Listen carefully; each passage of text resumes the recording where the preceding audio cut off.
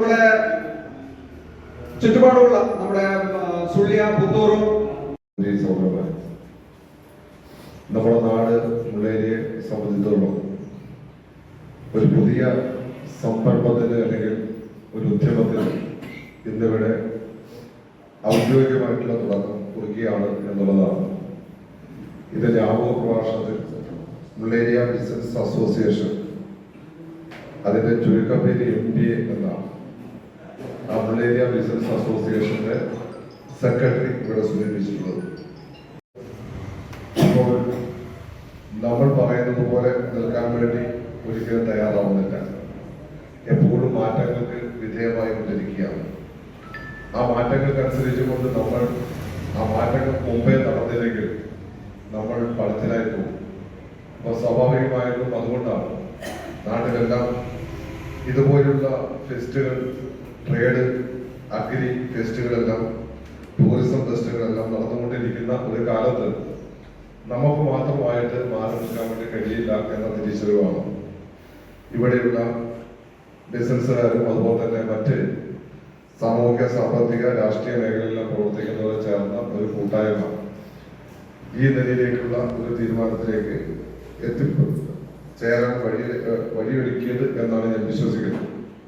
ഒരു നേരത്തെ സൂചിപ്പിച്ച പോലെ ഇത് ഈ ട്രേഡ് ഫെസ്റ്റിന്റെ ഒന്നാമത്തെ സീസണായി മാറട്ടെ എന്ന് ആദ്യമേ ആശംസിക്കുകയാണ്.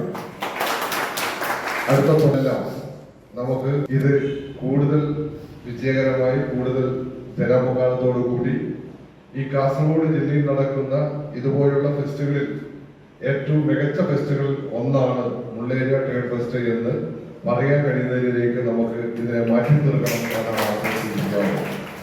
നമുക്കറിയാം, നമ്മുടെ നാട് സാമ്പത്തിക മേഖലയിൽ വലിയ മാറ്റങ്ങൾ വന്നുകൊണ്ടിരിക്കുകയാണ്. നമ്മളെല്ലാം പഠിച്ചുകൊണ്ടിരുന്ന കാലത്ത് നമ്മുടെ രാജ്യം, നമ്മുടെ സംസ്ഥാനം, നമ്മുടെ നാട് ഏറ്റവും കൂടുതൽ വരുമാനം സൃഷ്ടിച്ചുകൊണ്ടിരുന്നത് കൃഷിയിൽ നിന്നുമാണ്. നമ്മളെല്ലാം ആദ്യകാലത്ത് പഠിച്ചത് ഈ രാജ്യത്തിലെ ഭൂരിപക്ഷം 85% വരുമാനം കൃഷിയിൽ നിന്നാണ് എന്നുള്ളതാണ്. ഇപ്പോൾ നമ്മുടെ രാജ്യത്തിന്റെ ആകെയുള്ള വരുമാനത്തിൽ 50% താഴെയാണ് കൃഷിയിൽ നിന്ന് ലഭ്യമാവുന്നത്. നമ്മുടെ സംസ്ഥാനത്തേക്ക് വന്നിട്ടുണ്ടെങ്കിൽ അത് കേവലം 14%. അതായത് കൃഷി എന്നുള്ളത്, ഉപജീവന മാർഗം എന്നുള്ളത് ധാരാളം അടക്കയും കവുങ്ങും കൃഷി, റബ്ബർ വെല്ലം ഉള്ളവർ വേദാറാകാൻ വേണ്ടിയേ പറഞ്ഞതല്ല, പക്ഷെ ശതമാനം വളരെ കുറയുകയാണ്. രണ്ടാമത്തെ മേഖല ഇൻഡസ്ട്രിയാണ്. ആ ഇൻഡസ്ട്രി, വ്യാവസായിക മേഖലയിൽ വലിയ മാറ്റങ്ങൾ രാജ്യത്തിനൊപ്പം കേരളവും കുതിച്ചുകൊണ്ടിരിക്കുന്ന കാലത്തുകൂടിയാണ് വന്നുകൊണ്ടിരിക്കുന്നത്. സ്മോൾ സ്കെയിൽ ഇൻഡസ്ട്രിയും അതുപോലെ തന്നെ വലിയ വ്യവസായ സന്ദർഭങ്ങളെല്ലാം നമ്മുടെ നാട്ടിൽ വന്നുകൊണ്ടിരിക്കുകയാണ്.